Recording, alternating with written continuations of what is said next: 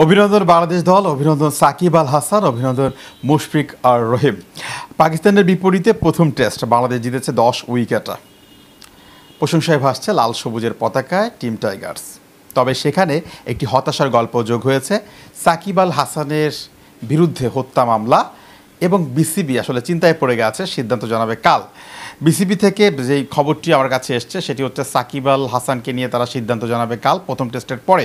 তো এখন আমি যখন আসলে আপনাদেরকে নিয়ে কথা বলছি বা নিউজের আসলে এক্সপ্রেশন দিচ্ছি, ঠিক সেই মুহূর্তে বাংলাদেশ দলের কিন্তু প্রথম টেস্ট শেষ হয়ে গেছে।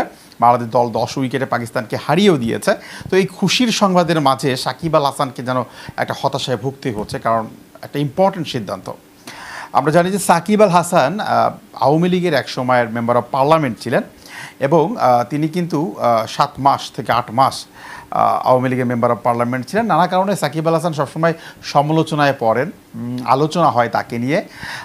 সোশ্যাল মিডিয়াতে বাংলাদেশ ক্রিকেটের ব্যাড বয় হিসেবেই সাকিব আল হাসানকে আসলে মানুষ বেশি চিনে থাকেন এবং সেই ক্ষেত্রে কিন্তু কিছু কারণও আছে। সাকিব আল হাসান নিজে এটার জন্য আসলে ডিজার্ভ করেন। বিভিন্ন সময় বিভিন্নভাবে তিনি আসলে স্বভাবসুলভ আচরণের জন্যই তিনি আজকে কিন্তু সমালোচিত এবং তাকে নিয়ে কিন্তু ব্যাপক আকারে আলোচনা হয়। বাট আপনি যদি সাকিব আল হাসানের নিষিদ্ধ হওয়ার ব্যাপারটা দেখেন এবং সেই ক্ষেত্রে সাকিব আল হাসানের সঙ্গে যারা আসলে খেলেন এবং সাকিব আল হাসানকে যারা আসলে হৃদয়ে লালন করেন তারা আসলে কি ভাবছেন, ঠিক এই মুহূর্তে যদি আপনি একদম প্রেজেন্টলি কথা বলতে চান, সাকিব আল হাসানের যে ভক্ত মহল রয়েছে সেখানে কিন্তু সাকিব আল হাসান নিজেও রোশনালে পড়েছেন। ক্ষমতাসীন আওয়ামী লীগের হয়ে তিনি যেহেতু নির্বাচন করেছিলেন, এরপরে থেকে তার হেটার্সদের আসলে আবির্ভাব বেশি ঘটেছে এবং এর পরবর্তী সময় ছাত্র আন্দোলনে সাকিব আল হাসানের নিশ্চুপ থাকা এবং বিদেশে লিগ খেলা অবস্থায় সাকিব আল হাসান বিভিন্ন প্রবাসীর উদ্দেশ্যে যখন বলেছেন যে আপনারা আসলে দেশের জন্য কি করেছেন, সেই ব্যাপারটার কারণে বেশ সমালোচনায় পড়তে হয়েছে তাকে এবং এখন পর্যন্ত তিনি কিন্তু দেশে আসেননি। মানে ওখান থেকে আসলে তিনি পাকিস্তানে মুভ করেছেন এবং প্রথম টেস্টে আসলে অংশগ্রহণ করেছেন। তো সেই ক্ষেত্রে বড়সড় একটা কিন্তু প্রশ্ন থেকে যায় যে সাকিব আল হাসানের এত রোশানল, সাকিব আল হাসানের এত হেটার্স এবং সাকিব আল হাসানের এই যে কাণ্ডজ্ঞানহীন কর্মকাণ্ড বা দায়িত্ব জ্ঞানহীন কর্মকাণ্ড, সেটার জন্য যিনি যে সমালোচিত হয়েছেন, তিনি যে আসলে তার দর্শক জনপ্রিয়তা বা তিনি যে তার আসলে গ্রহণযোগ্যতা সেটাকে হারাতে বসেছেন কিনা এবং হারিয়ে গেছে অনেক অংশে, সেই ক্ষেত্রে হত্যা মামলার আসামি হিসেবে তার ক্যারিয়ারটাকে যদি আসলে এইভাবে থামিয়ে দেওয়া হয়, সেই ক্ষেত্রে ভালো একটা এন্ডিং আসলে সাকিব আল হাসানের ক্যারিয়ারে হলো না। রুবেল হোসেন সাকিব আল হাসানের অনেক কাছের একজন ছোট ভাই, বাংলাদেশ ক্রিকেটের এক সময়ের গতিদানব রুবেল হোসেন, তিনি সমাজ মাধ্যমে সাকিব আল হাসানকে সাপোর্ট জানিয়েছেন এবং তিনি একটি পোস্ট করেছেন এবং সেই পোস্টে রুবেল হোসেন লিখেছেন যে সাকিব আল হাসান ক্রিকেটেই সুন্দর, রাজনীতিতে নয়। এবং তিনি লিখেছেন যে এই সাকিব আল হাসানের হাত ধরেই বাংলাদেশের অনেক বড় বড় জয় এসছে। সাকিব আল হাসান ইন্টারন্যাশনাল প্ল্যাটফর্মে বাংলাদেশকে রিপ্রেজেন্ট করেছেন, বাংলাদেশকে চিনিয়েছেন। অনেক প্রবাসীরা স্ট্যাটাস দিয়েছেন যে আসলে মানেন আর না মানেন, সাকিব আল হাসান কিন্তু ইন্টারন্যাশনাল প্ল্যাটফর্মে আমাদেরকে চিনিয়েছেন, আমাদেরকে পরিচয় করিয়ে দিয়েছেন। সো তাকে বাংলাদেশের পোস্টার বয়ও বলা যায়, ব্যাড বয়ের পাশাপাশি। বাট বিসিবিতে এখন যিনি নতুন সভাপতি হিসেবে এসছেন ফারুক আহমেদ, তিনি কিন্তু খুব স্ট্রেট এবং এখানে কিন্তু অনেক বড় বড় প্রশ্ন হচ্ছে। সেটা হচ্ছে তামিম ইকবল এবং সাকিব আল হাসানের মধ্যে কিন্তু একটা দ্বন্দ্ব রয়েছে এবং সেই ক্ষেত্রে তামিম ইকবল কিন্তু দীর্ঘ অনেক বছর পরে বিসিবিতে আসলে পদার্পণ করেছেন। আপনারা জানেন যে রেশনালের পরবর্তী সময় পাপন থাকাকালীন সময় তিনি কিন্তু আসলে বিসিবিতে যাননি, হঠাৎ করে তিনি আসলে বিসিবিতে গিয়েছেন এবং তিনি আসলে অনেকে বলছে দায়িত্ব বুঝে নিচ্ছেন। তামিম ইকবলকে হয়তো বড় কোনো প্ল্যাটফর্মে দেখা যাবে, হয়তো মাঠের বাইরে দলের সাথেই থাকবেন। সেক্ষেত্রে একটা পয়েন্ট জুড়ে দেই, বর্তমান যিনি সভাপতি রয়েছেন ফারুক আহমেদ, তার সঙ্গে তামিম ইকবলের পারিবারিক একটা বন্ডিং আছে। তামিম ইকবলের যিনি চাচা আকরাম খানের শালক হচ্ছেন বর্তমান বিসিবির যিনি সভাপতি ফারুক আহমেদ। সেক্ষেত্রে তামিম ইকবল একটি ডোমিন করতেই পারেন এবং অনেকেই মনে করছেন যে তামিম ইকবল নিজেও চান না যে সাকিব আল হাসান আসলে ক্রিকেটে ব্যাক করুক, এমন একটা অভিযোগ সমাজ মাধ্যমে দেখেছি। যদিও এটার পক্ষে কোনো আসলে প্রমাণ নেই, বিপক্ষে মতামত আছে, বাট পক্ষে কোনো প্রমাণ নেই। তো সেই রিউমারগুলোকেও যদি আপনি পিছনে রাখেন তাহলে সাকিব আল হাসানের ক্যারিয়ারটা আসলে কোথায় যাচ্ছে। আর একদম যদি আপনি অনেস্টলি কথা বলেন সাকিব আল হাসানের ক্যারিয়ার নিয়ে, বাংলাদেশের যে বড় বড় কয়েকটা দলের বিপক্ষে জয়লাভ হয়েছে, বাংলাদেশ জয়লাভ করেছে, সেখানে সাকিব আল হাসানের ভূমিকা কিন্তু বেশি। সাকিব আল হাসানের ভূমিকা ছাড়া বাংলাদেশের কয়টা জয় আসলে মনে করার মতো আছে। এই মানুষটা পলিটিক্সে গিয়েছেন, সেখানে গিয়ে তিনি আসলে পচে গেছেন। এরপরে সোনার ব্যবসায় তিনি আসলে কেলেঙ্কারি করেছেন। তিনি শেয়ার বাজারেও গিয়েছিলেন, চিংড়ি বাজারে গিয়েছিলেন চিংড়ির ব্যবসা করতে, এবং সেখানে গিয়েও তিনি আসলে দেনায় রয়েছেন। তার মানে ক্যারিয়ারের প্রত্যেকটা জায়গায় এই মানুষটা কিন্তু সমালোচিত। ক্রিকেটে তিনি যখন স্টার ছিলেন সেই সময়েও ভক্তদের সাথে খারাপ ব্যবহার করা, ভক্তদেরকে পেটানো, টিভি ক্যামেরাম্যানদের সামনে উদ্ধতপূর্ণ আচরণ করা, তাদেরকে আসলে সমীহ না করা, সিনিয়রদের সাথে খারাপ ব্যবহার করা।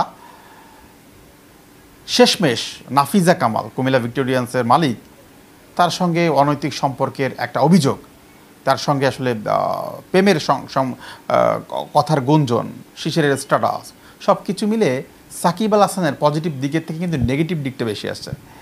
তিনি শুধুমাত্র যে তার ভাবমূর্তি নষ্ট করেছেন ডাজেন্ট, তিনি বাংলাদেশ ক্রিকেটেরও ভাবমূর্তি নষ্ট করেছেন একাধিকবার, বারবার। একটা সময় বলা হলো সাকিব আল হাসান ফিক্সিংয়ের সাথে জড়িত, এটাও এসছে তার ক্যারিয়ারে। মানে একটা ক্রিকেটারের ক্যারিয়ারে যতটা ডিজাস্টার দরকার প্রত্যেকটা জায়গায় সাকিব আল হাসানের আসছে। বিজ্ঞাপন, টাকার প্রতি আসক্ত, সব অভিযোগ এই সাকিব আল হাসানের বিপক্ষে আছেন। তিনি খেলার থেকে বিজ্ঞাপনটা বেশি উপভোগ করেন।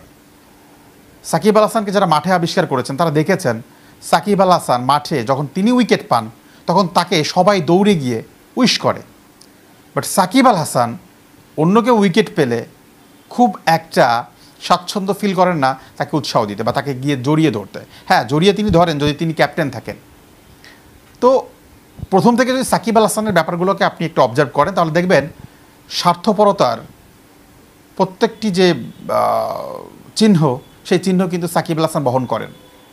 সাকিব আল হাসান একটা বিশেষ দলের মেম্বার অফ পার্লামেন্ট হতে পারেন, সাকিব আল হাসান কোনো একটা সময় বিশেষ কারো থেকে সুবিধা নিতে পারেন, বাট ব্যক্তি সাকিব আল হাসান সমালোচিত, ব্যক্তি সাকিব আল হাসান আলোচিত। ক্রিকেট অঙ্গনে সাকিব আল হাসান নামটা একটা সময় ব্র্যান্ড থাকলেও পরবর্তীতে সেটা অনেকটাই হাস্যরসে পরিণত হয়েছে, অভিশাপে পরিণত হয়েছে, এবং এটা বদহজমের একটা জায়গায় চলে গিয়েছে।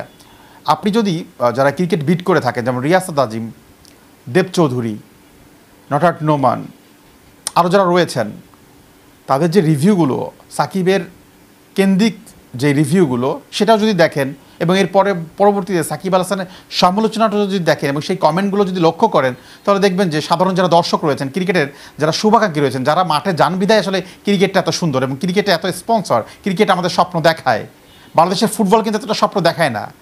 জামাল ভুঁইয়াকে নিয়ে কিন্তু এত মাতামাতি হয় না, আমিনুরদের নিয়ে কিন্তু এত মাতামাতি হতো না। সাকিব আল হাসান, মাশরাফি বিন মুর্তজা, মাহমুদুল্লাহ রিয়াদ, তামিম ইকবাল, মুস্তাফিজুর রহিম, এদেরকে নিয়ে মাতামাতি হয়। তার মানে হচ্ছে দর্শক খেলাটাকে পছন্দ করে, দর্শক মাঠে যায়, টিকিটের জন্য হাহাকার হয়। স্পন্সর যারা দেন বা যারা আসলে স্পন্সরশিপের সাথে জড়িত তারা ক্রিকেট অঙ্গনের একটা স্পন্সরশিপ নেওয়ার জন্য পাগল হয়ে যান। এটার পেছনে একমাত্র কারণ সেটা হচ্ছে দর্শক জনপ্রিয়তা। কিন্তু সেই দর্শককেই যখন আপনি পেটাতে যাবেন, সেই দর্শককেই যখন আপনি বলবেন যে আপনি দেশের জন্য কী করেছেন, যে এই প্রবাসীরা দিনরাত খেটে পরিবারকে রেখে দিনের পর দিন, রাতের পর রাত প্রবাসে দিন কাটাচ্ছেন, রেমিটেন্স দিচ্ছেন, বাংলাদেশকে দূর থেকে বড় বৃক্ষের মতো ছায়া দিচ্ছেন, আপনি তাদেরকে বলছেন আপনি দেশের জন্য কী করেছেন। এবং যখন আপনার মন মানসিকতা এটা, তখন আপনি সমালোচিত, আপনি আলোচিত, এবং আপনার বিপক্ষে মামলা হয়েছে সেটা সত্য না মিথ্যা, শেষ পর্যন্ত কী সাজা পাবেন বা পাবেন না, ক্রিকেট বোর্ড কী সিদ্ধান্ত নেবে কি নেবে না, তার আগে জনগণের রায় অনেক গুরুত্বপূর্ণ। একটা সময় যে সাকিব আল হাসানকে সাধারণ দর্শক ইনজুরির মধ্যেও মাঠে চাইতেন, এখন সাধারণ দর্শকই চান না সাকিব মাঠে ফিরুক।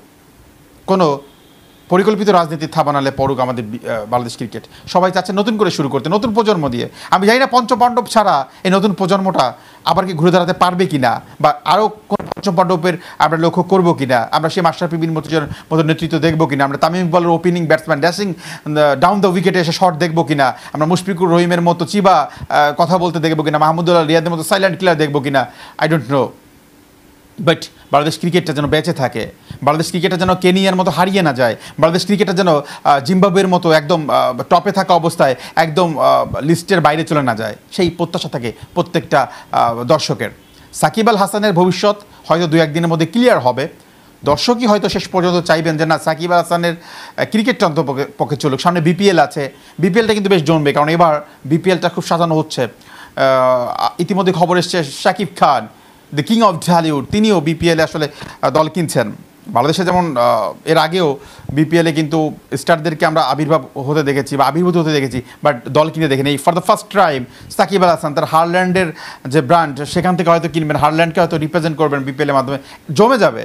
তো সেই জমায় সাকিব আল হাসানকে কি কতটা মিস করতে চান, বা প্রিয় দর্শক আপনি কি চান কিনা যে সাকিব আল হাসান মাঠে ফিরুক? মানে আপনার মূল্যবান মতামতটা আমরা একটু জানতে চাই। জানিয়ে ফেলো নিচে থাকা কমেন্ট বক্সে। নিউজ এক্সপ্রেসের মাধ্যমে আমরা আপনার প্রত্যেকটি কমেন্টস খুব যত্ন সহকারে পড়ে থাকি।